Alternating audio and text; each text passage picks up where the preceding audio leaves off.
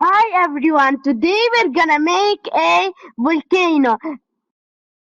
But first, don't forget to subscribe.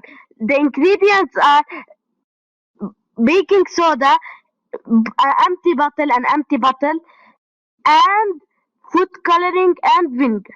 Let's start. Step 1, we bring the bottle and put in the bottle baking soda. Step 2, put we put vinegar in a small cup. Step 3, we add the food coloring in the vinegar. Step 4, we pour the vinegar in the bottle and it will explode. That's it. If you liked the video, don't forget to subscribe. Bye bye. See you later.